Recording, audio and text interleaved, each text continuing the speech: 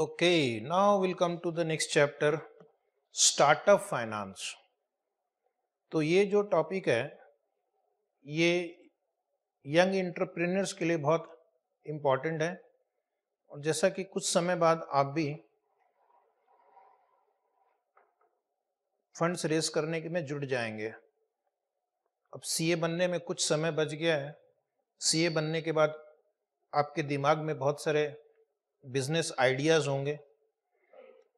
जरूरी नहीं है कि आप कोई कंपनी में जाके नौकरी करें, जरूरी नहीं है कि आप एक सीए फर्म जो ट्रेडिशनल फर्म्स होती हैं वैसा स्टार्ट करें। हो सकता है आप कुछ नया वेंचर स्टार्ट करना चाहें और उसके लिए आपको फंड्स की रिक्वायरमेंट होगी। तो that is called startup financing. और ये वर्ड स्टार्टअप जो है काफ़ी पॉपुलर हो गया है अभी। स्टार्टअप स्टार्टअप स्टार्टअप, बहुत सारे लोग आईआईटीज से पास होकर भी अपना बिजनेस स्टार्ट कर रहे हैं, आईआईएम्स या मैनेजमेंट इंस्टीट्यूट से पास करके अपना बिजनेस स्टार्ट कर रहे हैं। तो इंडिया में जो एक ट्रेडिशनल माइंडसेट था कि पढ़ाई करो, नौकरी करो और इस तरह जीवन गुजारो, अब जो यंग जनरेशन जो आ रही है, जो अच्छी डिग्री, अच्छा स्किल, अच्छा नॉलेज लेकर आ रही है, वो नहीं चाहती कि बस मैं वो एक नौकरी वाली ज़िंदगी जीऊँ, खुद का बिजनेस स्टार्ट करूँ, खुद का कुछ नया करूँ, खुद का कुछ नया काम नाम कमाऊँ। और उसके लिए उनको लगेगा फाइनेंस, ठीक है, बिकॉज बगैर फाइनेंस के बिजनेस की गाड़ी आगे नहीं बढ़ सकती। फाइनेंस जो है बिजनेस का पेट्रोल है, बगैर पेट्रोल के गाड़ी नहीं चल सकती, बगैर फ्यूल के कोई गाड़ी नहीं चल सकती, बगैर फाइनेंस के बिजनेस स्टार्ट नहीं हो सकता। और स्टार्टअप कंपनीज को एक बहुत बड़ी जो दिक्कत होती है वह फाइनेंस की, बिकॉज आप एक नई कंपनी है, कुछ नया आइडियाज लेकर आ रहे हैं, जो आगे सक्सेसफुल होगा या नहीं होगा नहीं पता, तो रिस्क काफ़ी रहता है। और इसलिए नॉर्मल जो बैंकिंग चैनल होते हैं या नॉर्मल जो फाइनेंस के चैनल्स होते हैं वहाँ से फंड्स रेज करना भी मुश्किल होता है। और ये जनरली काफ़ी यंग पीपल रहते हैं जो स्टार्टअप करते हैं, तो उनके पास खुद का भी बहुत ज़्यादा कैपिटल नहीं होता। तो अब क्वेश्चन है कि हम बिजनेस स्टार्ट करना चाहते हैं, हमारे पास आइडिया है, स्किल है, नॉलेज है, टेक्नोलॉजी हमें पता है और हमारा एक विजन है कि ये बिजनेस एक्सपांड हो सकता है, लेकिन फाइनेंस की कमी है। तो इस चैप्टर में आपको बताया जाएगा कि एक स्टार्टअप कंपनी फाइनेंस कहाँ कहाँ से रेज कर सकती है, और ये चैप्टर आपके भी काफ़ी काम का हो सकता है।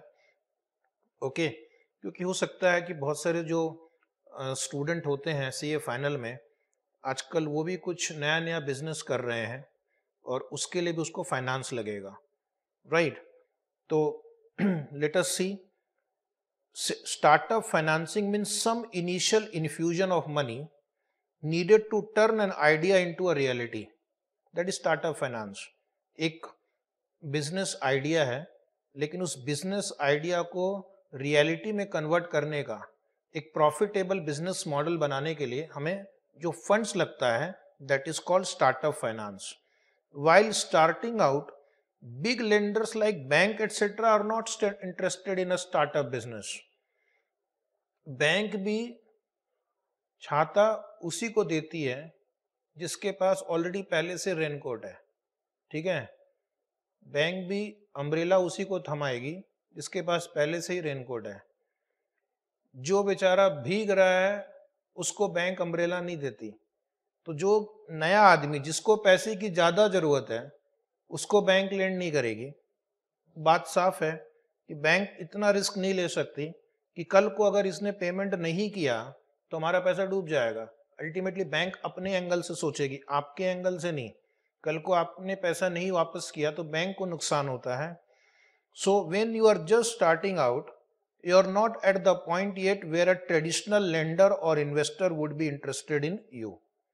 तो ट्रेडिशनल इन्वेस्टर, लेंडर आपको पैसा नहीं देंगे या उनके देने की चांसेस बहुत कम है, क्योंकि आपके पास न तो आपका पिछला कोई ट्रैक रिकॉर्ड है प्रॉफिटेबिलिटी का, न आपने कोई टैक्स रिटर्न फाइल किया है, ना कोई बहुत ज़्यादा आपको एक्सपीरियंस है इस पर्टिकुलर वेंचर में, इसलिए जनरली ट्रेडिशनल इन्वेस्टर यहाँ पर पैसा डालने से कतराएंगे। So what are your options? आपको बिजनेस स्टार्ट करना है, एक जुनून है कि मुझे बिजनेस स्टार्ट करना है, मेरा आइडिया है, तो आपके पास अगर कोई एसेट है तो उसको बेचकर फंड रेज करेंगे। कुछ लोग अपने प्रॉपर्टी बेच देते हैं, कुछ लोग अपनी बाइक बेच देते हैं, कुछ लोग मोबाइल बेच देते हैं। ओके, तो सेल सम एसेट। कुछ लोग माँ बाप का ज्वेलरी बेच देंगे, और कुछ लोग अपने होम के अगेंस्ट में लोन ले लेंगे, घर गिरवी रख देंगे। एंड अगर आपके दोस्त या रिश्तेदार हुए जिनके पास पैसा है, तो हम उनसे रिक्वेस्ट करेंगे कि हमें लोन दे दो, बिजनेस स्टार्ट करना है। तो ये तो हो गया एक तरीका कि अगर कोई आपकी मदद नहीं कर रहा है, then you will have to find these resources to raise funds so that you can start your business. Friends और फैमिली से लोन लेने में एक दिक्कत है, कल कोई बिजनेस सक्सेसफुल नहीं हुआ तो बैंकरप्ट हो गया, तो आपका जो फ्रेंड और फैमिली के साथ जो रिलेशनशिप है वो खराब हो सकता है। सो ये एक चीज ध्यान में रखना है कि when you take loan from friends and family members, and in case if you are not able to repay, तो आपका उनके साथ रिलेशनशिप खराब हो सकता है।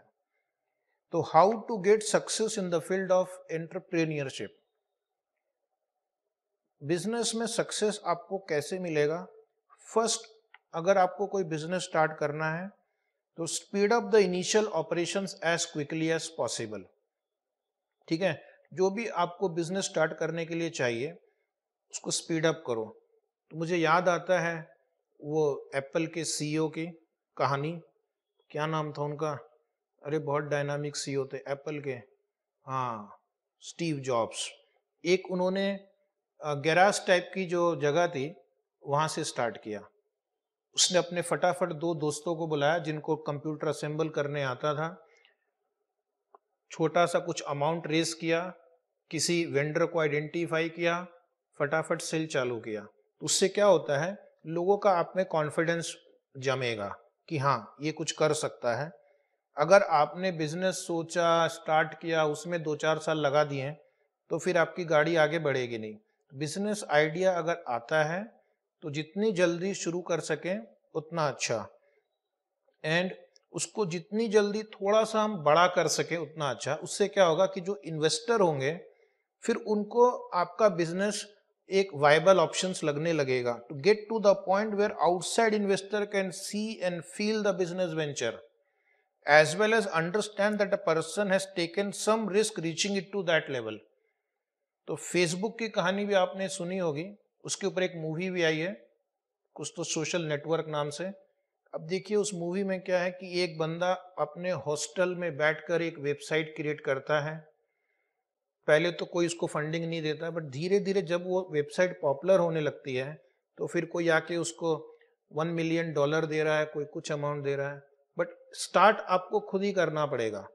कोई भी नया बिजनेस स्टार्ट करने के लिए पहले आपको खुद से ही थोड़ा फंड्स लगाकर स्टार्ट करना पड़ेगा। ध्यान रखना मेरी बात कि हो सकता है कुछ फैमिली मेंबर्स हेल्प कर दें, हो सकता है कुछ फ्रेंड्स थोड़ी हेल्प कर दें, लेकिन बहुत ज़्यादा स्टार्ट में किसी से हेल्प मिलने की उम्मीद है, ये थोड़ा मुश्किल है।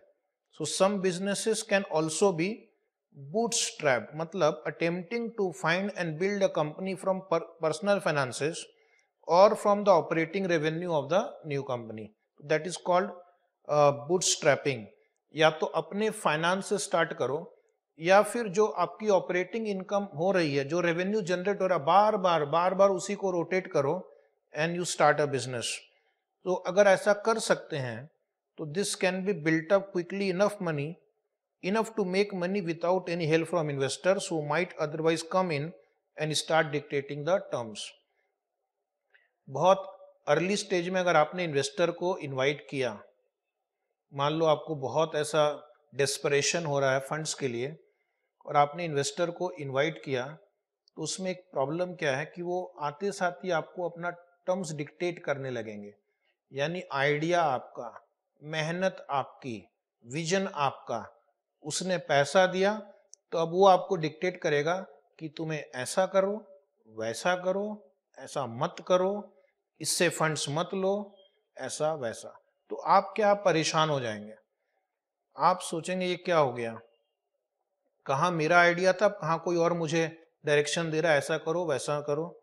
तो इसके लिए क्या करना है, जब भी कोई नया बिजनेस आप स्टार्ट करना चाहते हैं, इन्वेस्टर इनवाइट करना चाहते हैं, पहले तो खुद से स्टार्ट कर लो। और you should have strong business plan. Strong business plan का मतलब आपको उस बिजनेस से रिलेटेड बहुत सारी चीजों की पहले से प्लानिंग करके रखनी है।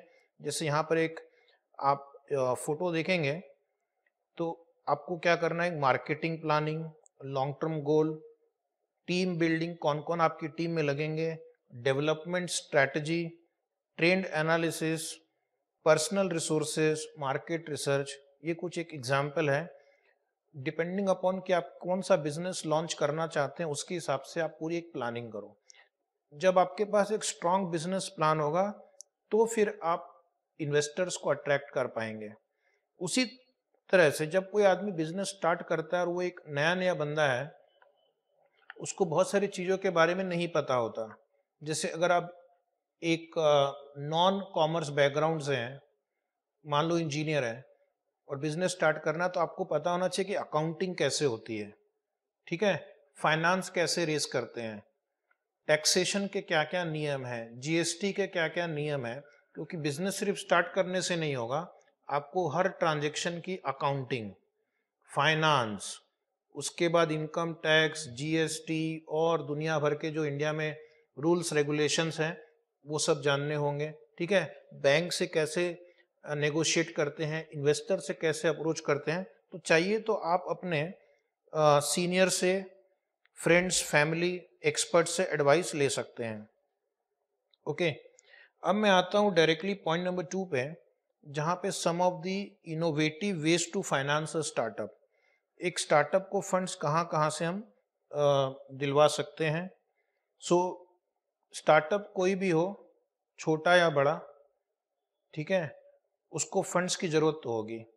अभी रिलायंस जियो भी अपने आप को स्टार्टअप कहता है, लेकिन वहां पर अंबानी जी का पूरा बैकअप था, तो उनको फंड्स की जरूरत नहीं पड़ी, मार्केट से इतनी, और वो इतने कम समय में उन्होंने उसको इतना स्केल अप कर दिया।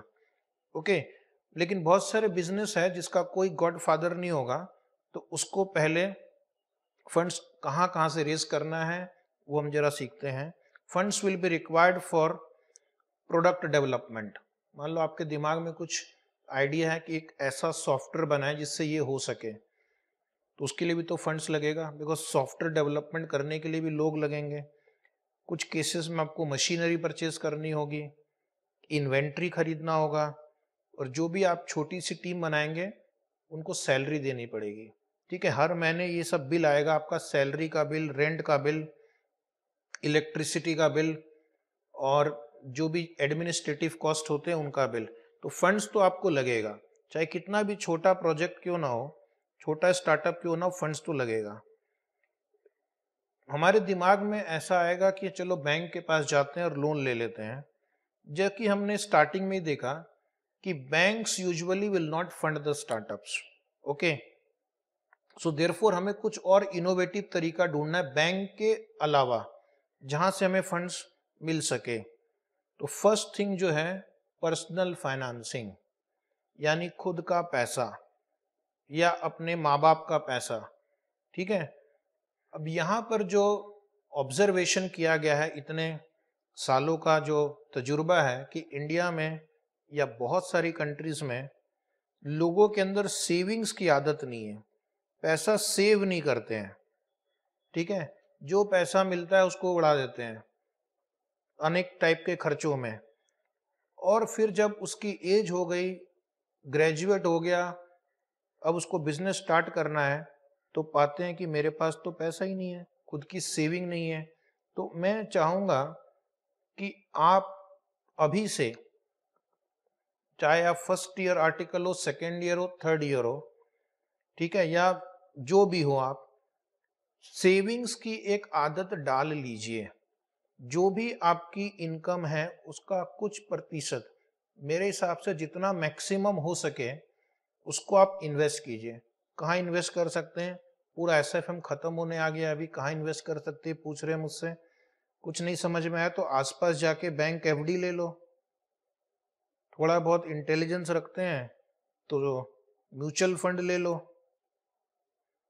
और थोड़ा इंटेलिजेंस रखते हैं, थोड़ा रिस्क ले सकते हैं तो शेयर मार्केट एक डीमैट अकाउंट ओपन करो और वहां पर आप शेयर्स में इन्वेस्ट करो। ठीक है, अगर मान लो अच्छी कंपनी में इन्वेस्ट करेंगे तो over a period of time उसकी वैल्यू भी अप्रिशिएट होगी। तो इन्वेस्ट करना स्टार्ट करो ताकि फ्यूचर में अगर बिजनेस स्टार्ट करना पड़े तो आपके पास कुछ अमाउंट हो जिससे आप इनिशियल फेज का जो कैपिटल रिक्वायर्ड होता है वो आप स्टार्ट कर सकें। लेकिन ऐसा पाया गया है कि बहुत सारे लोग सेविंग्स नहीं करते हैं, माँ बाप बच्चों में सेविंग्स की आदत नहीं डालते हैं, कई बार माँ बाप खुद ही सेविंग्स नहीं करते हैं। और अब आप चले गए इन्वेस्टर के पास, वो इन्वेस्टर बैठा है, इधर आप बैठे हो, सर मुझे 5 करोड़ रुपए चाहिए। वो बोलेगा आपने कितना लगाया? सर मैंने कुछ नहीं लगाया, मैंने कुछ नहीं लगाया, जीरो लगाया मैंने, जीरो, और आप मुझे 5 करोड़ रुपया दे दीजिए। तो वो बोलेगा कि मेरे यहाँ पर क्या बेवकूफ लिखा हुआ है क्या? मेरे यहाँ पे 2 सिंह दिख रहे हैं तुम्हें? चलो भागो यहां से। इतना रूडली नहीं बोलेगा, लेकिन जो भी बोलेगा उसका मतलब यही होगा। इसलिए आप जब फंड्स किसी से लेने जाते हैं तो पहले वो आपसे पूछेगा कि आपका क्या इन्वेस्टमेंट है आपके बिजनेस में। ओके, इसलिए पहले खुद इन्वेस्ट करो जितना हो सके, देन दूसरों के पास जाओ। नेक्स्ट है personal credit lines. Personal credit line मतलब पर्सनल लोन्स जो कई बार आपको बैंक्स या क्रेडिट कार्ड कंपनीज दे देती है। तो one qualifies for personal credit line based on one's personal credit efforts. तो कुछ कुछ लोगों को क्रेडिट कार्ड मिल जाता है, ठीक है, बैंक्स या कुछ दूसरी एजेंसीज जो हैं वो क्रेडिट कार्ड दे देती है। उसमें मान लो आपका ₹1,00,000 का लिमिट है, एटलीस्ट 1,00,000 रुपए तो आप 30-35 दिन यूज कर सकते हैं और उसको बार बार रोटेट कर सकते हैं। So credit card can be used if possible. Banks provide this facility only when the business has enough cash flow to repay the line of credit. लेकिन बैंक भी क्रेडिट कार्ड उसको ही देगी जो इसके अंदर रिपेमेंट कैपेसिटी हो। और तीसरा सोर्स फैमिली एंड फ्रेंड्स, ठीक है, ऑफ कोर्स उनके पास भी पैसा होना चाहिए बिकॉज जनरली ये लोग आपके ऊपर भरोसा करते हैं और रिस्क लेने के लिए तैयार हो जाते हैं। इसलिए फैमिली और फ्रेंड्स जो है आप उनसे भी लोन ले सकते हैं। इसके ऊपर ऑलरेडी एक मैंने नोट लिखा था पहले कि कहीं अगर आपके बिजनेस को सक्सेस नहीं मिली, आपका बिजनेस बैंकरप्ट हो गया, बंद हो गया और आपने लोन नहीं वापस किया तो आपके रिलेशनशिप अफेक्ट हो सकते हैं बिकॉज मामला है पैसे का। Okay, loan obligation to friends and relative should always be in writing. और हो सके तो जब भी फ्रेंड्स या फैमिली से आप लोन लेते हैं एक उसको प्रॉमिसरी नोट दे दो इन राइटिंग कि मैंने आपसे लोन लिया है, मैं आपको इतना इंटरेस्ट दूंगा और मैं आपका लोन इतने समय में वापस कर दूंगा। So that will probably keep healthy relationship between friends and family. Next होता है पीयर टू पीयर लेंडिंग जो आजकल काफी पॉपुलर हो गया है। आप इस पे और सर्च करना गूगल पे। आज हमारे पास समय कम है और हमारा सिलेबस भी बहुत रिस्ट्रिक्टेड है, बट अभी जो है बहुत सारे पीयर टू पीयर लेंडिंग हो रही है through apps. Okay, financial apps आ गए मार्केट में। एक तरफ एक व्यक्ति जिसके पास फंड्स हैं वो चाहता है कि मुझे थोड़ा हाई रेट ऑफ रिटर्न मिले, 5-6% में उसका मन नहीं भर रहा है, वो चाहता है 10-12% मिले। और दूसरी तरफ एक व्यक्ति है जिसको फंड्स चाहिए, 50,000 रुपये चाहिए, 60,000 रुपये चाहिए और कोई उसको देने को तैयार नहीं है। तो क्या करेगा वो, ये जो एप्स होती हैं ये इन दोनों को मिलाती है, ठीक है। और एक व्यक्ति 10-12% इंटरेस्ट कमा रहा है, दूसरा 18-20% इंटरेस्ट दे रहा है। तो क्या होता है कि दो लोग डायरेक्ट एक दूसरे से कनेक्ट हो जाते हैं, बीच के जो इंटरमीडियरीज है वो खत्म हो जाती है, इससे दोनों का बेनिफिट होता है। तो पीयर टू पीयर लेंडिंग मतलब a group of people come together and lend money to each other. यहाँ पे पर्सन टू पर्सन लेंडिंग है या ग्रुप टू ग्रुप लेंडिंग है। और बहुत बार ऐसा देखा जाता है कि small and ethnic business groups, जैसे मान लो गुजराती है तो अपने गुजराती भाई की मदद करेगा, मारवाड़ी है तो अपने मारवाड़ी भाई की मदद करेगा। इस तरह से ज़्यादा कास्ट का नाम लेना अभी अच्छी बात नहीं है, मैं लेना नहीं चाहता था, लेकिन एक दो एग्जाम्पल देने पड़ गए। तो बहुत सारे लोग क्या करते हैं, अपनी कास्ट में मदद करते हैं अपने कास्ट के, रिलीजन के, सेम धर्म के लोगों को, तो वहाँ से भी आप फंड्स रेज कर सकते हैं। और एक चीज़ जो बहुत पॉपुलर हो रहा है वो है क्राउड फंडिंग। इसको कर दो टिक टिक। हो सकता है कि अपने आप में एक 4 मार्क का क्वेश्चन आ जाए, व्हाट इज क्राउड फंडिंग। तो कई बार आपको ईमेल आता होगा कि ये बच्चा कैंसर से बीमार है, ठीक है, और आप इसकी मदद कीजिए तो ये बच्चा बच सकता है। तो इस तरह से क्या होता है, वो एक प्लेटफॉर्म क्रिएट करते हैं, वेबसाइट क्रिएट करते हैं या फेसबुक पे कोई पेज क्रिएट करते हैं, और उसमें एक डोनेशन का एक ऑप्शन रहता है। तो जिनको जिनको डोनेट करना है वो आप उस साइट पे जाते हैं, डोनेट करते हैं या पैसा देते हैं, और धीरे धीरे धीरे धीरे अमाउंट बड़ा हो जाता है। यानी कि अगर आपको 1 लाख रेस करना है, कोई भी इकलौता व्यक्ति 1 लाख आपको लोन नहीं देगा, लेकिन हो सकता है कि बहुत सारे लोग जिनको आपका आइडिया पसंद आ जाए, वो ऐसे 500, 1000, 2000, इस तरह से काफ़ी लोग इकट्ठा हो जाते हैं and they give you the funds. That is called crowd funding. तो एक बहुत अच्छा आइडिया है। अगर आपका आइडिया अच्छा है, लोगों को आपके ऊपर भरोसा है, आपकी इंटीग्रिटी पे भरोसा है, तो there are many such platforms where you can approach for crowd funding. Okay, एक राइट साइड में मैंने बहुत सारे ऐसे प्लेटफॉर्म्स हैं जिनका नाम दिया हुआ है, तो वहाँ पर क्राउड फंडिंग होती है, ठीक है। अभी कुछ समय पहले कोरोना की वजह से माइग्रेंट वर्कर जो है बड़े शहरों को छोड़कर अपने अपने गांव की तरह निकल पड़े। तो उस समय मैंने भी एक क्राउड फंडिंग स्टार्ट की ताकि इनकी मदद की जा सके, ठीक है। और मैंने अपने सारे friends, relative, student, email, Facebook, WhatsApp, YouTube सब यूज़ किया, और वेरी हैप्पी टू अनाउंस कि करीब 8 to 10 lakh rupees funds raise हो गया। एंड उससे करीब 2000 to 3000 माइग्रेंट वर्कर्स को हमने फूड प्रोवाइड किया, कैश प्रोवाइड किया और उनके घर तक पहुंचाने में मदद की। That was through crowd funding, ठीक है। तो इसी तरह बिजनेस को भी लोग क्राउड फंडिंग के थ्रू फाइनेंस कर सकते हैं। So that was the idea. Crowdfunding is the use of small amount of capital from a large number of individual. अब मैंने माइग्रेंट वर्कर का आपको एग्जांपल इसलिए दिया कि कुछ कुछ लोग थे जिन्होंने कंट्रीब्यूट किया मेरी स्कीम में। 100 रुपये भी किसी ने दिया, 500 रुपये भी दिया। तो इस तरह से क्या हुआ, 100, 500, 1000 करते करते 8 से 10 लाख रुपए जमा हो गए, और एक काफ़ी बड़ा सेगमेंट ऑफ माइग्रेंट वर्कर जिनको हम हेल्प कर सकते थे अपने इनिशिएटिव से, उनको डायरेक्ट मदद की गई। No government involve, only with the help of people. Same thing can happen for your business idea also. Crowd funding makes use of easy accessibility of vast network of people through social media and crowdfunding websites to bring investors and entrepreneurs together। तो ये बहुत सारी websites के नाम लिखे हुए हैं जो क्राउड फंडिंग करती है। आजकल बहुत सारे स्कूल्स में भी बच्चों को फंड्स रेज करने का एक टारगेट दिया जाता है, and then they take the help of this crowd funding sites, और उसके थ्रू वो फंड रेजिंग करते हैं। So that's a very good thing. Next is micro loan. Micro loan means loan of very small amount. Okay.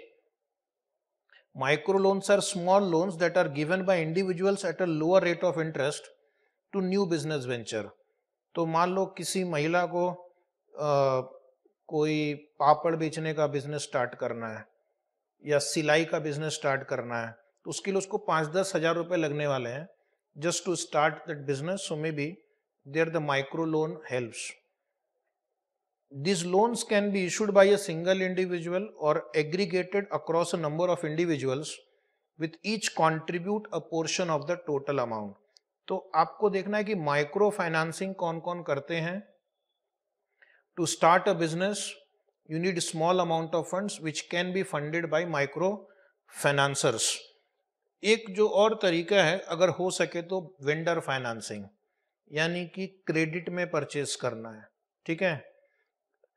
Of course उसके लिए जो आपका creditor है वो रेडी होना चाहिए. That is called vendor financing. तो बहुत सारे बिजनेस में हम क्रेडिटर के पास जाते हैं, हाथ जोड़ते, सर 3 महीने का उधार दे दो, आपको वापस कर देंगे. तो vendor financing is a form of financing in which a company lends money to one of its customers so that he can buy products from the company itself. तो ये हो गया वेंडर फाइनेंसिंग. उधार में आप परचेस करो, company जो उधार दे रही उसको ही फायदा, उसका सेल्स हो रहा है. ऑफ कोर्स उस सेल्स अमाउंट में उनका प्रॉफिट मार्जिन और इंटरेस्ट मार्जिन भी छुपा हुआ होगा. लेकिन जो बिजनेसमैन है, जो स्टार्टअप कंपनी है, उनके लिए फायदा है, क्योंकि उनको कम से कम एसेट तो मिल गया, मशीन तो मिल गई, अब एटलीस्ट वो बिजनेस स्टार्ट कर सकता है. That is vendor financing. Next is purchase order financing. ये परचेज ऑर्डर फाइनेंसिंग क्या होता है?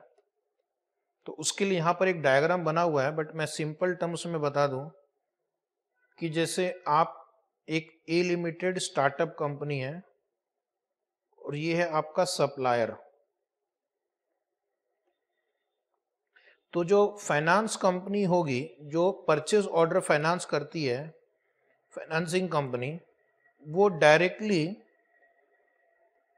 आपके सप्लायर को अमाउंट दे देगी और सप्लायर आपको जो भी आपको equipment, material, plant and machinery वो चाहिए वो आपको मिल जाएगा based on your purchase order. ठीक है.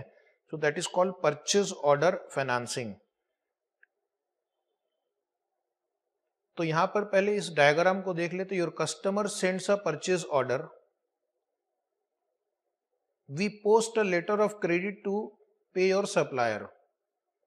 सप्लायर को जो फाइनेंस कंपनी वो पे करेगी.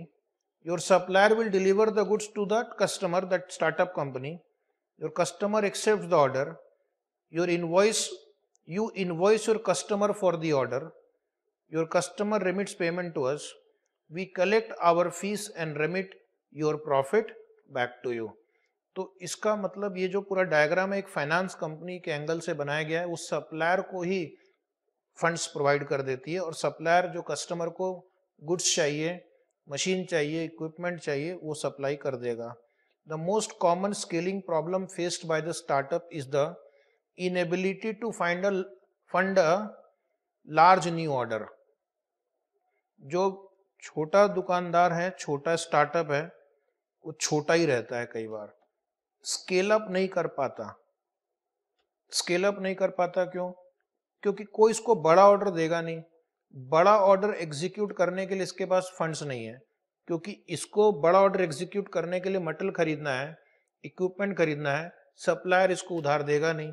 तो अब क्या करें? जब तक आप बड़े ऑर्डर्स लेंगे नहीं, आप बड़े बनेंगे नहीं. बड़ा ऑर्डर कोई आपको देगा नहीं क्योंकि आप छोटे स्टार्टअप हैं. The reason is that they don't have the necessary cash to produce and deliver the product. तो ये बहुत दिक्कत है छोटे स्टार्टअप्स के लिए. तो उसके लिए क्या करना, आपको ऐसी कंपनीज के पास जाना है जो परचेज ऑर्डर फाइनेंसिंग करती है. Purchase order financing companies often advance the required funds directly to the supplier. तो आपके सप्लायर को वो फंड दे देगी, ओके, और बाद में फिर आप इस परचेज फाइनेंस कंपनी को पेमेंट कर देना. This allows the transaction to complete and profit to flow up to the new business. So there are purchase finance companies जिनको आप अप्रोच कर सकते हैं. और एक पॉइंट जो आपको ऑलरेडी पता है, जो हमने इंटरमीडिएट में देखा था, factoring accounts receivable. Factoring accounts receivable याद है? आप पहले गुड्स क्रेडिट में सेल करेंगे, एक इनवॉइस जनरेट करेंगे, फिर एक फैक्टर को आप वो इनवॉइस की एक कॉपी देंगे और फैक्टर आपको इनवॉइस पे जो अमाउंट है उसका 70 से 80% एडवांस दे देता है और उसके बाद फैक्टर की रिस्पॉन्सिबिलिटी होती है कि वो कस्टमर से रिकवरी करे, जिसको आपने सेल किया उससे रिकवर करे। तो इसमें एडवांटेज क्या है कि आप जैसे ही क्रेडिट सेल करते हैं आपका फंड्स ब्लॉक नहीं होता है, there is a factor who can give you the advance against the invoice. Okay, so this can also be a source of finance for startup companies.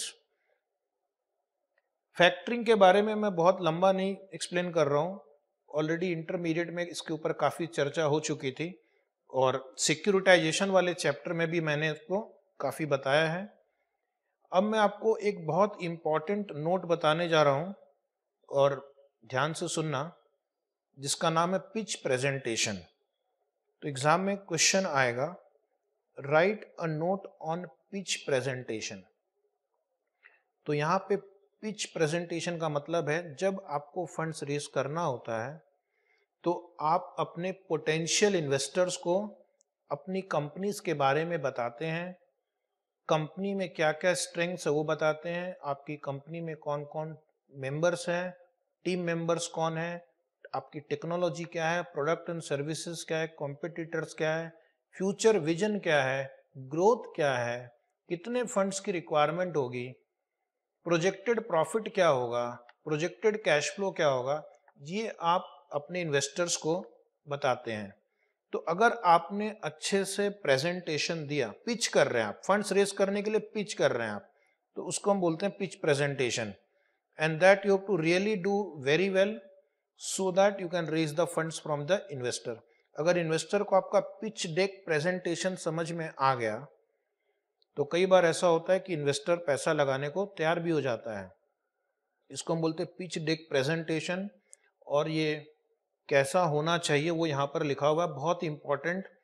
भले अभी आपको एक थियरी लगे लेकिन आने वाले सालों में ये आपके लिए बहुत इंपॉर्टेंट हो जाएगा कि जब आप कभी फंड्स रेज करना चाहते हैं तो आपको कैसे प्रेजेंटेशन बनाना चाहिए। First, it should be short and brief presentation.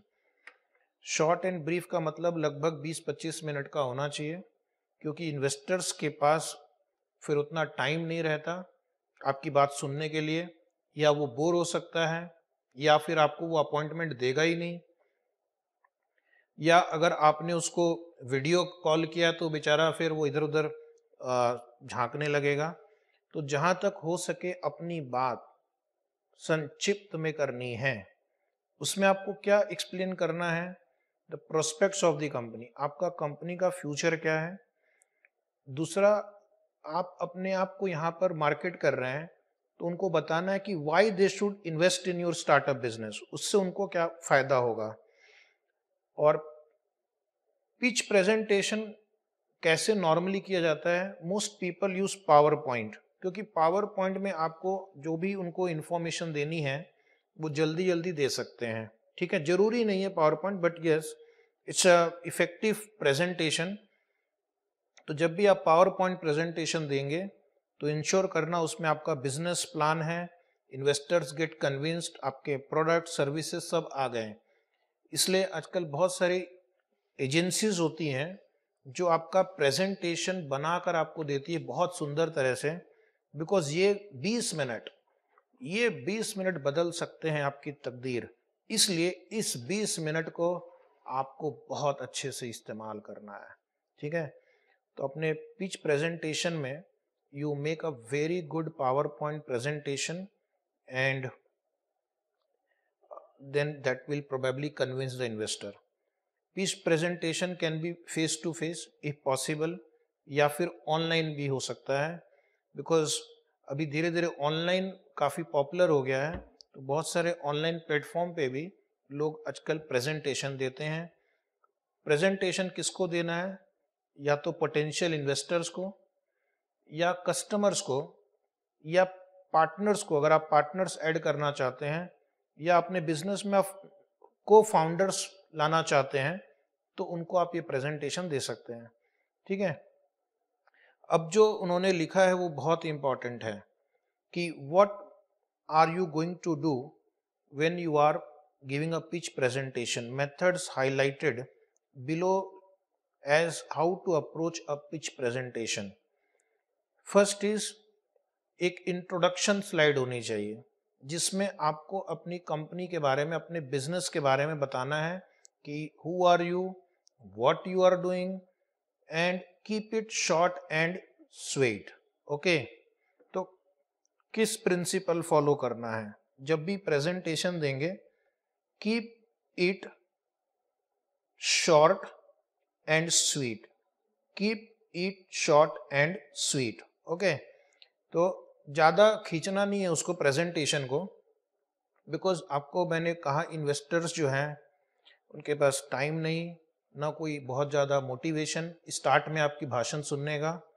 Use this opportunity to get your investors interested in your company. आपके इन्वेस्टर आपकी कंपनी में क्यों इन्वेस्ट करें, इस पे फोकस करना है। You have to give interesting fact about your business as well as huge milestones that you might have achieved. तो अगर आपका बिजनेस ऑलरेडी है तो आपको बताना है कि पिछले 1 साल में हमने इतना सेल्स अचीव कर लिया, इतना मार्केट शेयर अचीव कर लिया, ओके, इतने यूनिट्स बेचे, ऐसा कुछ बोलो जिससे उसको इंटरेस्ट आए। इतना आपने प्रॉफिट अर्न किया, इतना ग्रोथ किया। तो कई बार पिच प्रेजेंटेशन में आपको आपके टीम के बारे में बताना है कि ये हमारी टीम मेंबर्स हैं, ये हमारा टेक्निकल देखते हैं, ये मार्केटिंग देखते हैं, ये अकाउंट्स देखते हैं, ये फाइनेंस देखते हैं, एट्सेट्रा एट्सेट्रा। ठीक है, ये प्रोडक्ट डेवलपमेंट हेड है, ये रिसर्च हेड है। तो इससे क्या होगा, आपके जो इन्वेस्टर हैं उनका कॉन्फिडेंस बढ़ेगा। They want to know who are the people behind the show.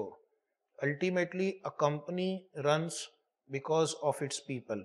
Success of the organization depends on the team that is working, okay, behind the show. So highlight that the team has worked together in the past and achieved significant result. तो आपकी इनकी experience बताना है, कितने सालों से team आपके साथ है ये बताना है। कोई भी बिजनेस, ज्ञान की बात, अगर आपको स्टार्ट करना है तो वो बिजनेस जो है वो किसी प्रॉब्लम को सॉल्व करने के लिए स्टार्ट किया जाता है। अगर आप एक सीए फर्म स्टार्ट कर रहे हैं, क्यों करते हैं, कभी सोचा है? कई सारे लोग हैं जिनको रिटर्न फाइलिंग में प्रॉब्लम है, जिनको अकाउंटिंग में प्रॉब्लम है, जिनको फाइनेंस रिपोर्ट बनाने में प्रॉब्लम है।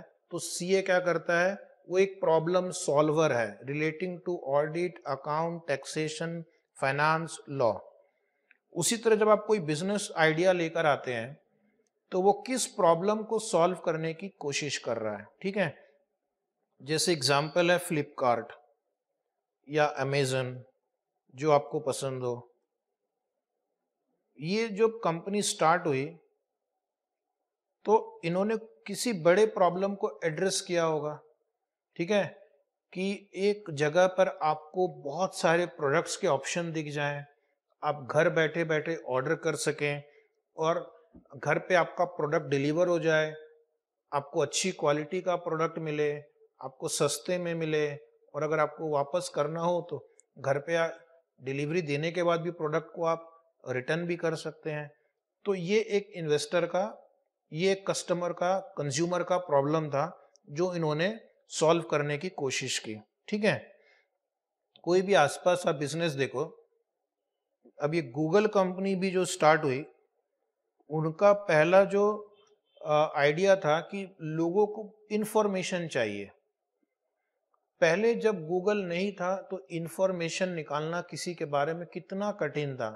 आपको यकीन भी नहीं होगा कि आपको कोई लाइब्रेरी में जाना है, वहाँ पर लाखों किताबें हैं, हजारों बुक्स हैं, फिर उनमें से ढूंढ ढूंढ के आपको जो इंफॉर्मेशन चाहिए वो मिलती थी। Is it right? लेकिन इन्होंने काम इजी कर दिया, अब आपको कहीं जाने की जरूरत नहीं है। तो कोई भी आप बिजनेस स्टार्ट करोगे तो ये देखना है कि there are group of people, उनको क्या प्रॉब्लम है और हमारा प्रोडक्ट उनके प्रॉब्लम को कैसे रिजॉल्व कर सकता है। ठीक है, बुक माई शो का एग्जाम्पल ले लो, जिसमें आप घर बैठे टिकट्स बुक कर सकते हैं थिएटर का, कोई मैच का। पहले क्या होता था, थिएटर की कोई मूवी रिलीज हुई तो आपको वहां पे काउंटर पे जाके टिकट लेना पड़ता, जब तक पहुंचते हैं तब तक सारी टिकट बिक गई और बाद में टिकट ब्लैक होना स्टार्ट हो जाती थी। अब ऐसा नहीं होता। तो इन्होंने प्रॉब्लम को आइडेंटिफाई किया। उसी तरह अभी भी दुनिया में ऐसे बहुत सारे प्रॉब्लम है जिसका सॉल्यूशन निकालना बाकी है। ठीक है, तो आप इन्वेस्टर को बताओ कि हमारा जो प्रोडक्ट या सर्विस है वो कंज्यूमर्स की, कस्टमर की इन सब प्रॉब्लम को रिजॉल्व करेगा। ठीक है, and this way the investor will get convince कि ये जो प्रोडक्ट और सर्विस आप लॉन्च करने जा रहे हैं, दिस विल जनरेट प्रॉफिट। जब आप कस्टमर का प्रॉब्लम दूर करेंगे तो वो आपको पैसे देगा। ठीक है, जब वो पैसे देगा तो आपकी इनकम होगी। तो एक एग्जांपल यहाँ पर है केस स्टडी फेसबुक कंपनी का। ये है मार्क जकरबर्ग, जिन्होंने ये कंपनी स्टार्ट की थी एक कॉलेज के हॉस्टल से। ठीक है, तो व्हेन इट स्टार्टेड इन 2004, उस समय एक बहुत ही पॉपुलर सोशल मीडिया वेबसाइट हुआ करती थी जिसका नाम था ऑरकुट। ठीक है, तो ऑरकुट फेसबुक के पहले थी। यहाँ पर भी लोग फ्रेंड रिक्वेस्ट भेजते थे, फ्रेंड एक्सेप्ट करते थे, फोटो शेयर्स करते थे, लेकिन इसमें बहुत सारे रिस्ट्रिक्शंस हुआ करते थे उस समय। तो फेसबुक ने क्या किया, Facebook added more features, okay, give it more professional touch, lively look. Okay, so इससे क्या हो गया, people started liking it because people want ease to use, people do not want too much of restriction. Orkut में बहुत सारी privacy policy हुआ करती थी, नए फ्रेंड्स बनाने में थोड़ी स्टार्ट में दिक्कत होती थी, लेकिन यहाँ पर क्या हो गया, फेसबुक आया, फ्रेंड्स रिक्वेस्ट एक्सेप्ट करना, लाइक करना इजी हो गया। आप किसी के प्रोफाइल को देख सकते हैं, कोई आपके प्रोफाइल को ना देखे उसके लिए इन्होंने बहुत सारे उसमें प्राइवेसी क्या बोलते हैं उसको, प्राइवेसी सेटिंग्स लगाई। So all this made it very popular, और इतना पॉपुलर हुआ कि अब लोग ऑर्कुट को बिल्कुल भूल ही गए हैं। तो इन्होंने क्या किया, एक प्रॉब्लम सॉल्व किया, they came out with a solution. तो जब भी कोई बिजनेस स्टार्ट करना है, आपको आइडेंटिफाई करना है कि मार्केट में क्या प्रॉब्लम है जिसको हम सॉल्व कर सके और उसके लिए कस्टमर हमें पेमेंट करेगा। ठीक है, तो सॉल्यूशन ढूंढना है, और अगर आपका सॉल्यूशन इफेक्टिव रहा तो definitely you will make money. So it is very important to describe in pitch presentation as to how the company is planning to solve the problem. एक और केस स्टडी लेते हैं फ्लिपकार्ट का। तो Flipkart started in 2007, okay, and it brought the concept of e commerce in India. अब India में 2007 में जब ये कंपनी चालू हुई और इन्होंने कहा कि ऑनलाइन पेमेंट करो, 2007 बहुत पहले, 2007, 8, 9, उस समय अगर आप किसी को बोलोगे ऑनलाइन पेमेंट करो तो नहीं करेगा। आप बोलो ठीक है अपना क्रेडिट कार्ड से पेमेंट करो, ना बाबा ना, अभी भी नहीं करते बहुत लोग। डेबिट कार्ड से नहीं, तो माल बिकेगा कैसे?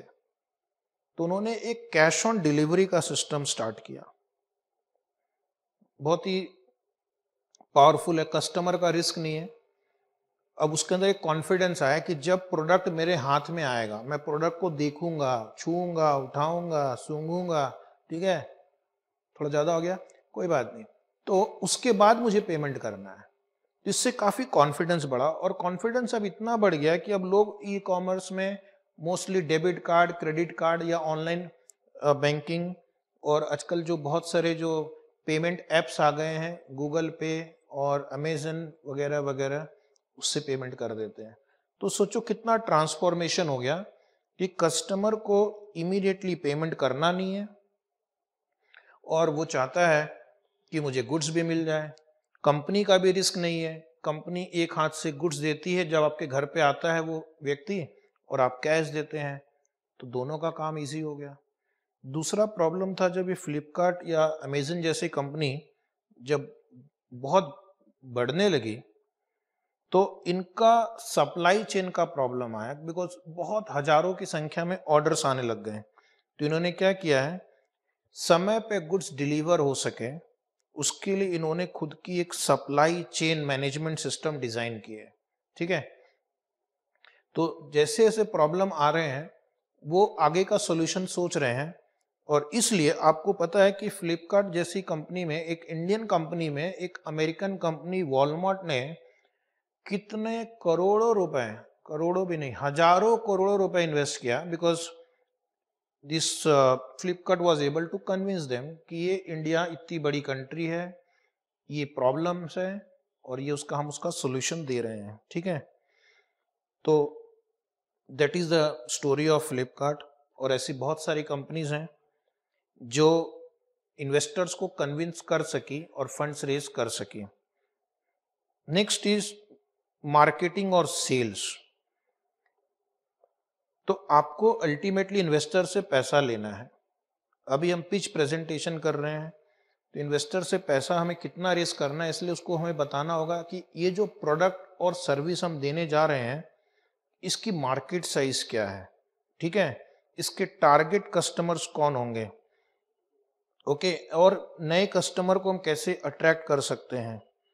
If the business is already selling goods, the promoter can give the investors about the growth and forecast future revenue. अगर आप ऑलरेडी बिजनेस में हैं तो आप उसको एक प्रोजेक्शंस दीजिए, अपने माइलस्टोन्स बताइए कि कौन कौन से ईयर में हम क्या क्या अचीव करने वाले हैं। Financial projections are difficult, but still अगर आपको फंड्स रेज करना है तो you have to give financial projections. अगले 2 साल, 3 साल, 4 साल, 5 साल, 10 साल में आप अपने आप को कहाँ पाते हैं। अगर नई कंपनी है तो थोड़ा मुश्किल है, लेकिन थोड़ा सा आपको एजुकेटेड गेसवर्क करना होगा। आपको एक्सपर्ट्स की मदद लेकर फाइनेंशियल स्टेटमेंट्स एस्टिमेटेड बेसिस पे बनाने होंगे। जब हम प्रोजेक्ट रिपोर्ट्स बनाते हैं वही तो काम कर रहे हैं, हम प्रोजेक्शंस कर रहे हैं। प्रोजेक्शन से पता चलेगा कि आने वाले ईयर्स में बिजनेस को प्रॉफिट होगा या लॉस होगा, कितना होगा। Financial projections include 3 basic document.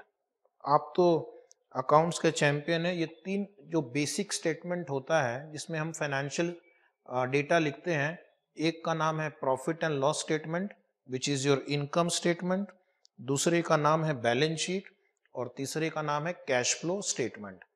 तो that is a part of your project report. काफी लोगों ने ऑफिसेज में प्रोजेक्ट रिपोर्ट बनाए होंगे, तो आपको ध्यान में होगा कि आप वहां पर जो मैं बोल रहा हूं एग्जैक्टली वो आप अपने प्रोजेक्ट रिपोर्ट में लिखते हैं। तो that is also a kind of pitch presentation to your banker. Okay, तो प्रोजेक्टेड P&L अकाउंट में आपको क्या लिखना है, projected sales, expense, cost of goods sold etcetera. Okay, if you are in the first year of business then you can create a monthly income statement। Monthly यानी हर महीने का profit and loss statement. लेकिन जब आप second year में projection करेंगे you can prepare quarterly statement. और जब आप third year and fourth year का प्रोजेक्शन करेंगे तो may be you can give yearly statement, because जितना दूर जाओगे उतना एक्यूरेट फोरकास्ट करना डिफिकल्ट होता जाता है। नेक्स्ट आप बनाओगे कैश फ्लो स्टेटमेंट। आप जानते हैं profit and loss statement is based on accrual concept, यानी एक बार इनकम अर्न हो गई रिकॉर्ड करो, बाद में भले पैसा मिले। एक्सपेंडिचर इनकर हो गया रिकॉर्ड करो, पैसा भले बाद में पे करो। लेकिन बिजनेस को चलाने के लिए कैश फ्लो चाहिए। तो कैश फ्लो स्टेटमेंट में हम जो रियल एक्चुअल कैश इनफ्लो और आउटफ्लो होने वाला है, भले वो रेवेन्यू आइटम हो या कैपिटल आइटम हो, वो वहां पर प्रेजेंट करते हैं। ठीक है, तो प्रोजेक्टेड कैश फ्लो स्टेटमेंट से हमें पता चलेगा कि हर महीने या हर क्वार्टर में या हर साल में कितना कैश इनफ्लो होगा, कितना कैश आउटफ्लो होगा, कितने कैश सरप्लस होगा या कितना कैश डेफिसिट होगा। और उसके बाद हम कैश फ्लो स्टेटमेंट को प्रॉफिट से भी लिंक करेंगे ताकि पता चले कि जो प्रॉफिट हम दिखा रहे हैं वो अल्टीमेटली रियलाइज होता है या नहीं। और उसके बाद हम बनाएंगे projected balance sheet. Projected balance sheet का पर्पस साफ है, यहाँ पर हम एसेट्स, लाइबिलिटी और इक्विटी को प्रोजेक्ट करेंगे, कितना हमारा एसेट होगा, कितनी लाइबिलिटी और कितना इक्विटी। ओके, ये हो गया हमारा प्रोजेक्शंस पे डिस्कशन। अब हम जो हमारे इन्वेस्टर है वो हमसे एक सवाल पूछते हैं कि आपकी फील्ड में और कितने लोग हैं। चलो ठीक है, मैं एक ऑनलाइन ग्रोसरी स्टोर स्टार्ट करना चाहता हूँ, ये मेरा आइडिया है, ऑनलाइन ग्रोसरी स्टोर। क्योंकि आजकल लोगों के पास टाइम नहीं है कि आप शॉप में जाओ, लाइन लगो, तो वो क्या करेंगे, ऑनलाइन ग्रोसरी ऑर्डर कर देंगे और हम उसको एक बैग में भर के डिलीवर करेंगे। लेकिन देखो इस फील्ड में और कितने लोग हैं, क्योंकि अल्टीमेटली जितनी ज़्यादा कंपटीशन रहेगी आपका मार्केट शेयर उतना कम होता जाएगा। तो इसलिए आपको बताना है कि आपके फील्ड में और कौन कौन कॉम्पिटिटर्स हैं।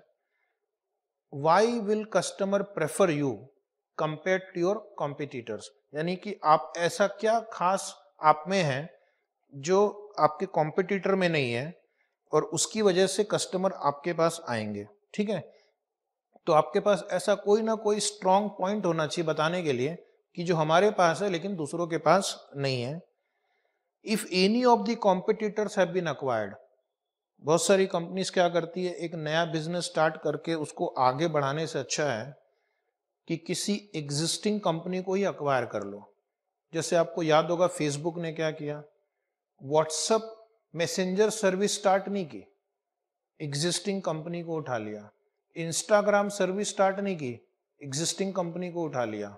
ठीक है, तो इसका फायदा क्या होता है कि आपका बिजनेस बहुत कम समय में बहुत आगे तेजी से बढ़ सकता है। तो अगर आपने ऐसे कोई सिमिलर कॉम्पिटिटर को अक्वायर किया है तो उनका नाम, organisation, price should be highlighted. तो ये कंपटीशन किल करने का तरीका है। नेक्स्ट आपको बताना है business model. What is a business model?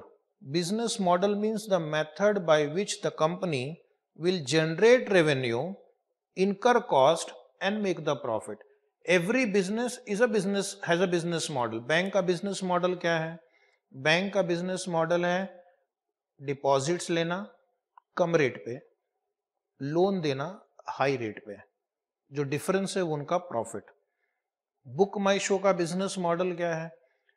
Customer को एक प्लेटफॉर्म देते हैं जहां पर अपनी टिकट बुक करता है, 100 रुपए की टिकट है तो कस्टमर से 100 लेगा, लेकिन उसके ऊपर अपना कमीशन भी ऐड कर देता है 10% मान लो, तो 10 रुपए की कमाई हो गई।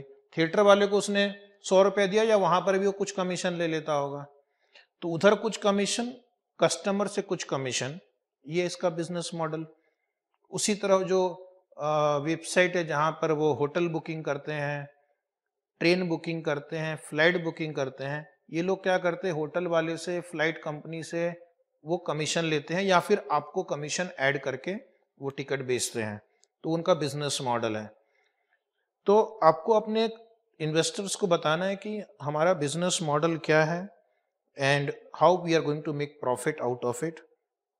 बिजनेस मॉडल में आपको क्या क्या बातें बतानी है क्विकली, पर्पस क्या है, प्रोसेस क्या है, टारगेट कस्टमर कौन है, ऑफरिंग्स क्या है आपकी, क्या क्या प्रोडक्ट एंड सर्विस आप ऑफर करने वाले हैं, स्ट्रैटेजी क्या है, आपके पास इंफ्रास्ट्रक्चर क्या है, आपका ऑर्गेनाइजेशन का स्ट्रक्चर क्या है, सोर्सिंग कहाँ है, कहाँ से आप मटेरियल लेते हो, आपकी ट्रेड प्रैक्टिसेस क्या होने वाली है, जैसे एडवांस में पैसा लेंगे या क्रेडिट देंगे, and operational processes and policies including culture. बहुत सारी चीजें हैं जो आपको अपने बिजनेस मॉडल के बारे में बताना है। तो एक बिजनेस मॉडल को हम यहाँ पर एक एग्जाम्पल के द्वारा एक्सप्लेन करेंगे। ठीक है, बुक में लिखा हुआ है, there are two companies A and B, both companies are engaged in the business of renting movies. तो आपको पता होगा कि रेंट अ मूवी का कॉन्सेप्ट हुआ करता है, उसमें बहुत सारे म्यूजिक लाइब्रेरीज, वीडियो लाइब्रेरीज होती है, वहाँ पर आप जाओ, वो आपको डीवीडी वगैरह देंगी रेंट पे, घर आओ, मूवी देखो, वापस कर दो। पहले वो कैसेट्स आते थे वीसीआर, तो वीसीआर का कैसेट ऐसा एक डब्बा जैसा होता था, और वो आप अपने वीसीआर में लगाओ, देखो मूवी, वापस कर दो। पर डे का वो रेंट चार्ज करते थे। लेकिन अब क्या हो गया है, दुनिया हो गई है ऑनलाइन। पहले दोनों कंपनी का जो एनुअल रेवेन्यू था 5 करोड़ और आपका cost of goods sold was 4 crore, so company की प्रॉफिट थी 1 करोड़। ऐसा मान लो, यहाँ पे कुछ लिखने में ये 4 करोड़ है, ये 1 करोड़ है। अब देखिए बिजनेस मॉडल चेंज हो गया। कंपनी ए ने क्या किया, ऑफ ऑनलाइन स्टार्ट कर दिया। ऑनलाइन आप डाउनलोड कर सकते हो, ठीक है। तो इससे क्या होगा, इनका जो फिजिकल स्टोर था, जो फिजिकल एम्प्लॉयज थे, अब उनकी जरूरत नहीं पड़ेगी। तो इनका रेवेन्यू अफेक्ट नहीं हुआ, क्योंकि जो कस्टमर पहले स्टोर में आकर खरीदता था, अब ये अपने घर पे बैठ के डाउनलोड कर सकता है। लेकिन इनका कॉस्ट ऑफ ऑपरेशंस कम हो गया है, क्योंकि अब आपका रेंट खत्म, सैलरी खत्म। ओके, तो अब इनका जो प्रॉफिट मार्जिन है वो पहले 20% था, 60% हो गया।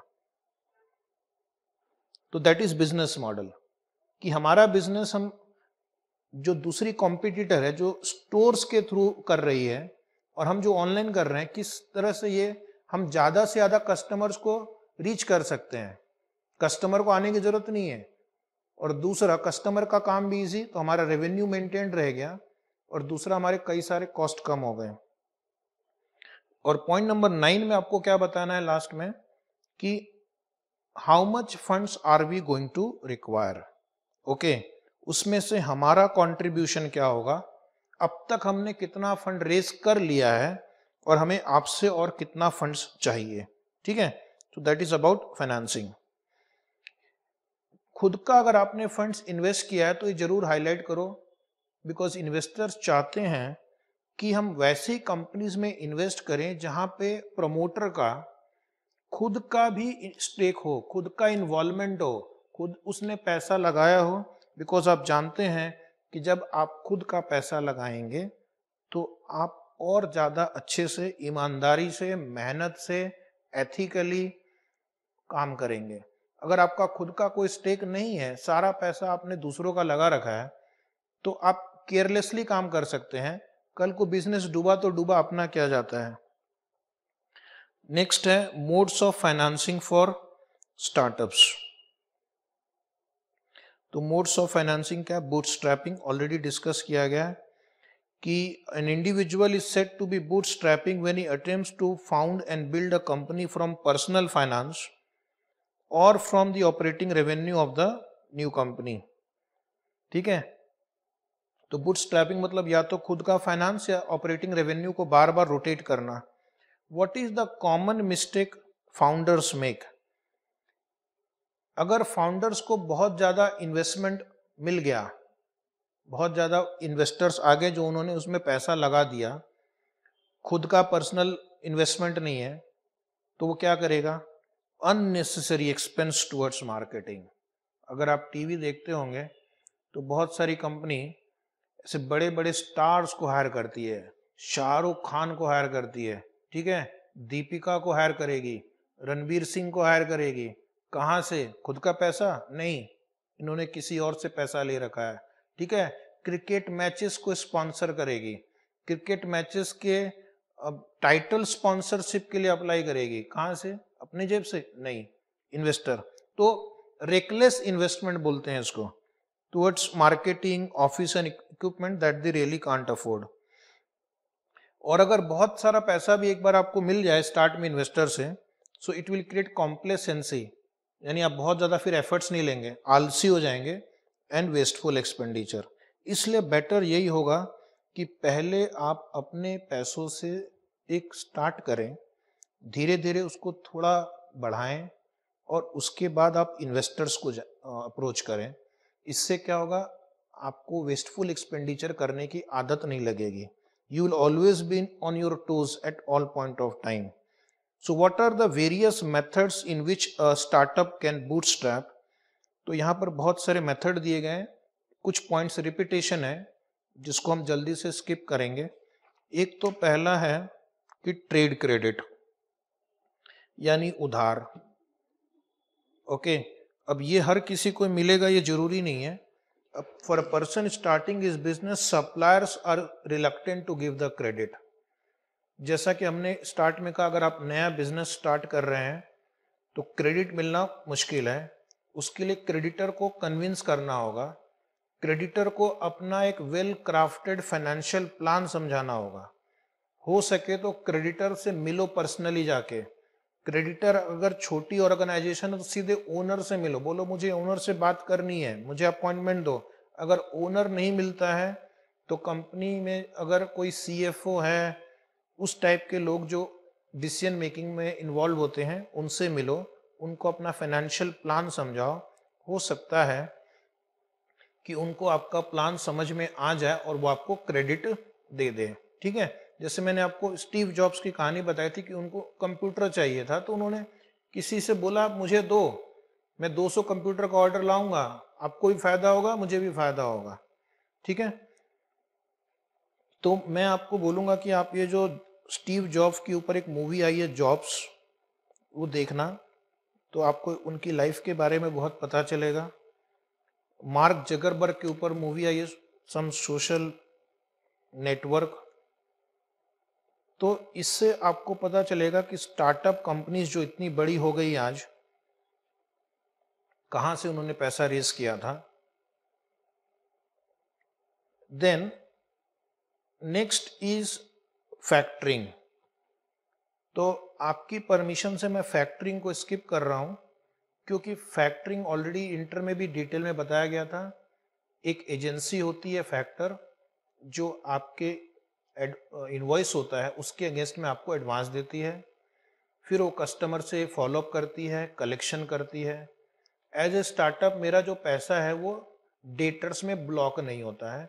लगभग 80 to 90% ऑफ इनवॉइस अमाउंट मुझे फैक्टर से मिल जाता है, and that helps me to keep running the show efficiently. Cash flow मेरा कंटिन्यूस चालू रहता है। So that is the benefit of factoring. और फैक्टरिंग में एक ये भी फायदा है कि आपको कलेक्शन का एफर्ट नहीं लेना, मॉनिटरिंग का एफर्ट नहीं लेना है। तो आपका जो बहुत सारा एडमिनिस्ट्रेशन कॉस्ट है, बैड डेट का जो रिस्क है, अकाउंट कीपिंग का जो टाइम लगता है, वो सब आपका बच जाता है। और एज ए स्टार्टअप मेरा टाइम जो है बहुत लिमिटेड है, मेरे पास बहुत सारे काम करने रहते हैं अकेला। जितना टाइम बचा सको उतना अपने बिजनेस में आप लगा सकेंगे। एक नेक्स्ट मेथड है लीजिंग। ये भी आपने सीखा है। अब आपके पास कैपिटल तो है नहीं बिजनेस स्टार्ट करने के लिए, तो क्या करो, आजकल लीजिंग का बिजनेस बहुत पॉपुलर है। लीजिंग कंपनी क्या करती है, आपको ऑफिस लीज पर दे देगी, आपको इक्विपमेंट लीज पे दे सकती है, सॉफ्टवेयर लीज पर दे सकती है।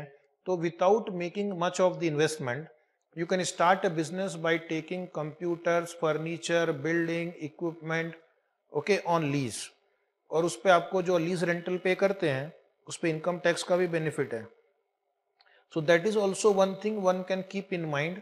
जब आप स्टार्टअप कंपनी हो तो हर कुछ ओन करना जरूरी नहीं है, लीज पे ले सकते हैं। जैसे फोटोकॉपी का बिजनेस स्टार्ट करना, फोटोकॉपिंग का, तो फोटोकॉपी की मशीन आजकल लीज पे मिलती है, वैन लीज पे मिलता है, व्हीकल्स लीज पे मिलते हैं। क्यों अपना पैसा लगा रहे हो?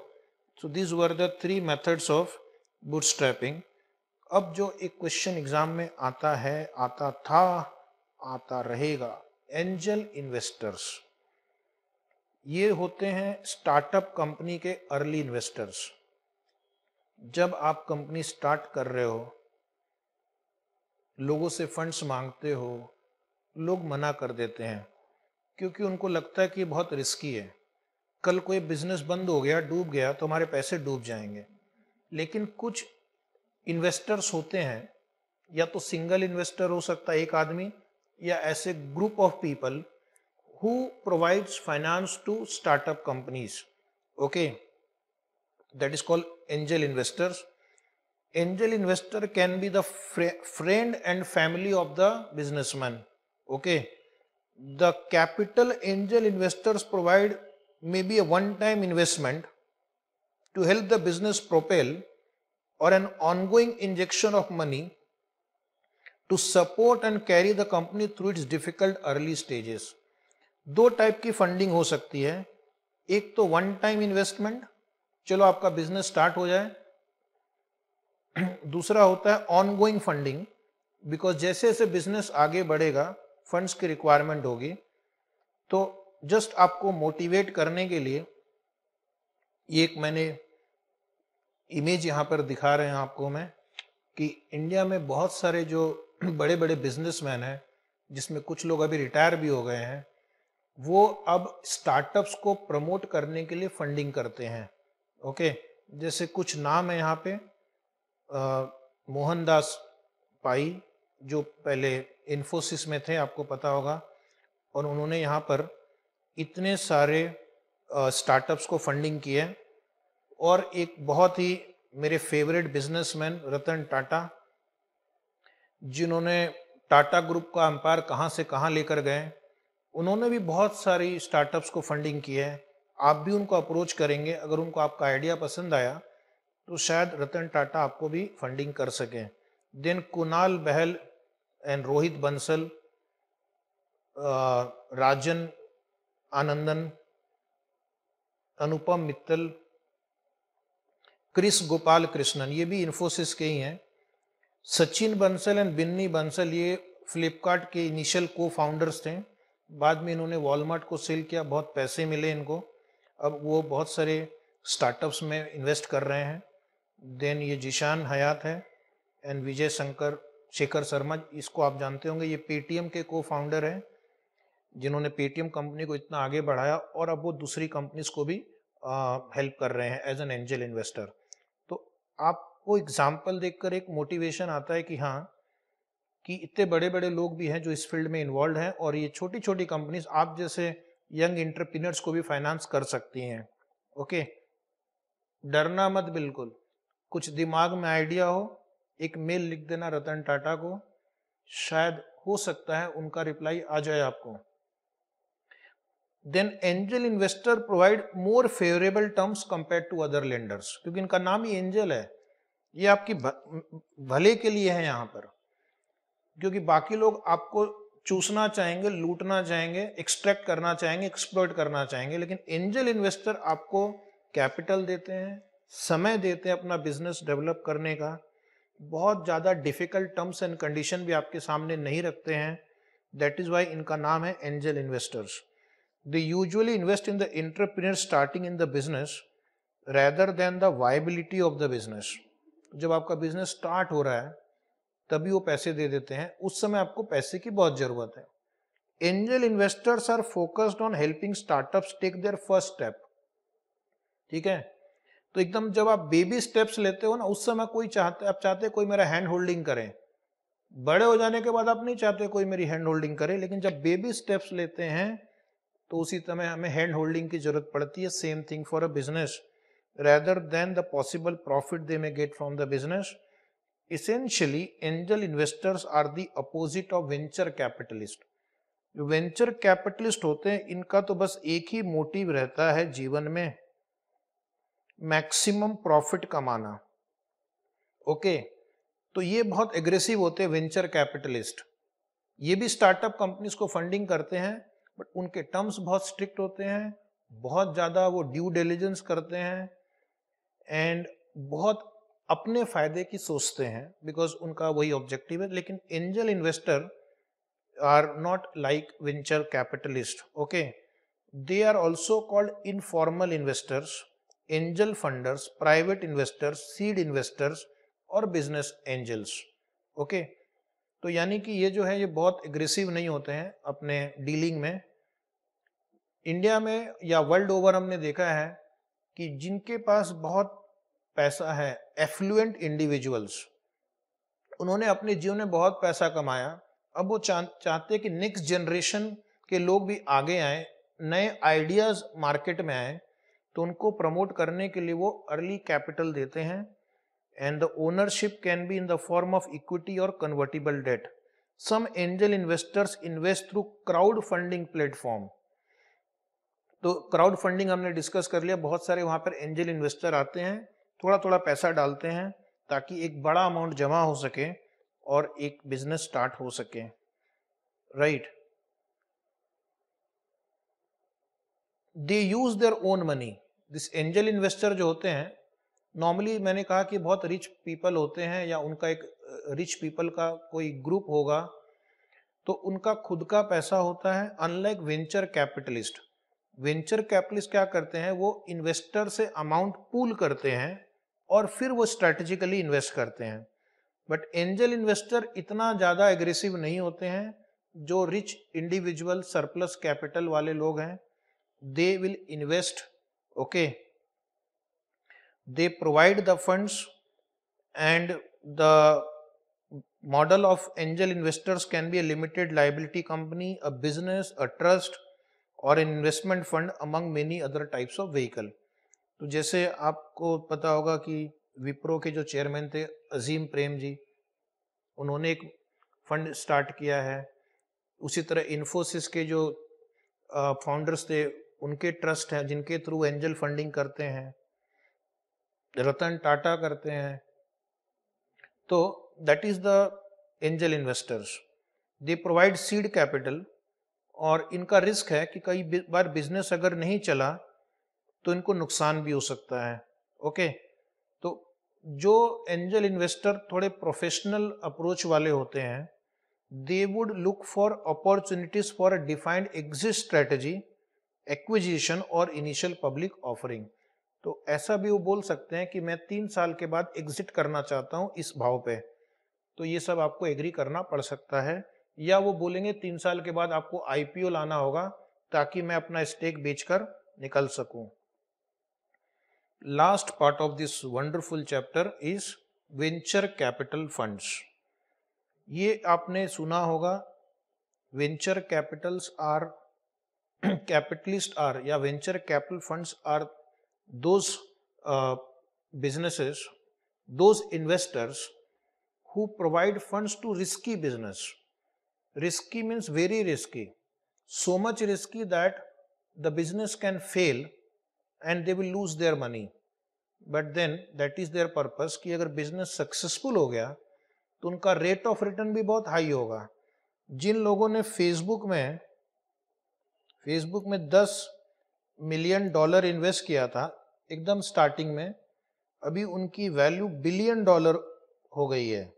तो आप इमेजिन कर सकते हो कि 100 टाइम्स फायदा हुआ है इनको। ठीक है, तो ये होता है वेंचर कैपिटल का फायदा कि अगर आपका आइडिया सक्सेसफुल हो गया तो जो रिस्क लिया है वेंचर कैपिटलिस्ट ने, उसमें उसको कई गुना, कई हजार गुना, लाख गुना, 100 गुना फायदा हो सकता है। ऑफ कोर्स रिस्क भी बहुत है, that is why venture word use किया गया है। They provide funds to startup and small businesses with exceptional growth potential. यानी अगर बिजनेस सक्सेसफुल हुआ तो उसका ग्रोथ पोटेंशियल बहुत हाई है। जैसे फ्लिपकार्ट को देखो, 2007 से अब तक इन्होंने कहाँ का कहाँ पहुंच गए हैं। इस ओला कंपनी को देखो, ओके, वो भी एक यंग पर्सन ने स्टार्ट किया है, भाविक अग्रवाल ने। ओयो रूम को देखो, उसको भी रितेश अग्रवाल, एक जस्ट यंग पर्सन है, उसने स्टार्ट किया और वो कंपनी की वैल्यूएशन कहाँ से कहाँ चले गई है। तो रिस्क भी तो है कि कई बार आपका बिजनेस फेल हो सकता है। हम सिर्फ सक्सेस स्टोरीज को जानते हैं, लेकिन एक सक्सेस स्टोरी के पीछे करीब 99 फेलियर स्टोरी भी होती है यहाँ पे, जो हमें नहीं पता होता है। Venture capital is a money provided by professionals who alongside management invest in young rapidly growing companies that have the potential to develop into significant economic contributors। तो ये क्या करते हैं, ढूंढते रहते हैं ऐसे प्रोजेक्ट्स को जिसमें काफी ग्रोथ पोटेंशियल है, और अगर ये सक्सेसफुल हो गया तो वैल्यूएशन जो है वो कई हजार गुना बढ़ सकती है। So why do what does क्या लिखा है, why do venture capitalist do,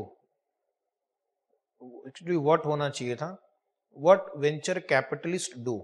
venture capitalist क्या करते हैं, वेंचर कैपिटलिस्ट के पास बहुत फंड्स होता है, उनके अंदर रिस्क लेने की एबिलिटीज होती हैं, और वो ऐसे अपॉर्चुनिटीज ढूंढते रहते हैं कि आपका रेट ऑफ रिटर्न बहुत हाई मिले। So they will finance new and rapidly growing companies. Mostly they will purchase equity stock of that company ताकि अगर वैल्यूएशन बढ़े तो उनको बहुत फायदा हो. They will assist in development of new product and services also, क्योंकि उनको बहुत एक्सपीरियंस रहता है, वो इतने लोगों के साथ डील करते हैं. So they can help in development of product and service and they will add value to the company through active participation. जो वेंचर कैपिटलिस्ट रहते हैं वो एक्टिव पार्टिसिपेशन करते हैं. वो बोर्ड ऑफ डायरेक्टर्स में अपने लिए एक सीट रख लेंगे, समय समय पर आपको इंफॉर्मेशन देंगे, आपसे इंफॉर्मेशन लेंगे, आपको गाइडेंस देंगे, बिकॉज उनका काफ़ी बड़ा स्टेक है और काफ़ी रिस्क है, तो उनका पार्टिसिपेशन भी काफ़ी एक्टिव होता है. एक क्वेश्चन जो एग्जाम के लिए इंपॉर्टेंट है, what are the characteristics of venture capital financing. First of all, venture capitalist जो होते हैं उनका जो टाइम होराइजन है वो लॉन्ग टर्म होना चाहिए. कोई भी बिजनेस 6 महीने में, साल भर में सक्सेसफुल नहीं हो सकता, उसको टाइम देना पड़ता है. बिजनेस जो है एक बेबी के समान है, उसको टाइम लगता है एडल्ट होने में, मैच्योर होने में, और उसके बाद फिर रिटर्न चालू होता है. तो minimum time period for investment will be 3 to 10 years. Okay, 3-4 सालों में कोई बिजनेस की पोटेंशियल आपको समझ में आ जाएगी. अगर उसको ग्रो करना है, आगे बढ़ना है, तो 3-4 सालों में समझ में आ जाता है. तब तक उसको मौका दो. वेंचर कैपिटल एक बार आपने इन्वेस्ट कर दिया तो यूजुअली 3-4 सालों तक उसको हम लिक्विडेट नहीं कर सकते हैं, वो पैसा वहाँ पे फंस जाता है, और इसलिए lack of liquidity. Usually starting में जो कंपनीज भी होती हैं ये प्राइवेट कंपनीज होती हैं, लिस्टेड नहीं होती हैं, तो आप अपना पैसा भी निकाल नहीं सकते हैं. बट ये मान के चलना है कि 3-4 साल हमारा फंड्स जो है ब्लॉक हो जाएगा और उसके हिसाब से इन्वेस्ट करना है. एंड ऑफ कोर्स जब वो इन्वेस्ट करते हैं तो आपका दिमाग में एक प्रीमियम भी लेकर चलते हैं कि ये मेरा रिस्क है, ये मेरा इन्वेस्टमेंट है, ये मेरी लिक्विडिटी रिस्क है, लेकिन बदले में मुझे इतना हाई रेट ऑफ रिटर्न भी मिलेगा. तीसरा फीचर होता है हाई रिस्क, इसलिए इसका नाम है वेंचर कैपिटल फंड. जैसा कि मैंने आपको कहा, आप सिर्फ सक्सेस स्टोरी सुनते हैं, एक सक्सेस स्टोरी के पीछे 99 फेलियर वाली स्टोरीज भी होती हैं. बहुत सारे बिजनेस जो है वो फेल हो जाते हैं किसी भी कारण की वजह से, और वो उनको नुकसान उठाना पड़ता है. सो देयरफॉर इनका प्रिंसिपल है हाई रिस्क हाई रिटर्न. लेकिन अगर एक भी सक्सेसफुल हो गया, एक भी फ्लिपकार्ट जैसी कंपनी निकल गई, एक भी फेसबुक जैसी कंपनी निकल गई, एक भी गूगल निकल गया 100 में से, तो आपके 100 का जो भी नुकसान हुआ है वो एक में फायदा हो जाएगा. तो high risk would not eliminate the investment choice for venture capital. तो जो लोग होते हैं इनका मेंटल मेकअप इस तरह से होता है कि टेक हाई रिस्क. यूजुअली वो इक्विटी में पार्टिसिपेट करेंगे, यूजुअली वो इक्विटी लेना चाहते हैं, क्योंकि इक्विटी में ही वैल्यू बढ़ता है.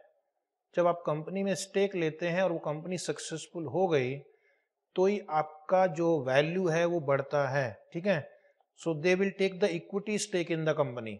मान लो कंपनी जैसे फेसबुक का मैंने आपको एग्जांपल दिया, जब वो कंपनी सक्सेसफुल हो गई, लिस्टिंग हुई, तो उसके जो अर्ली इन्वेस्टर थे जिन्होंने कुछ $1 मिलियन इन्वेस्ट किया था, उनकी वैल्यू भी $1 बिलियन में चले गई. So that they can enjoy the growth of the company and they can also participate in the management.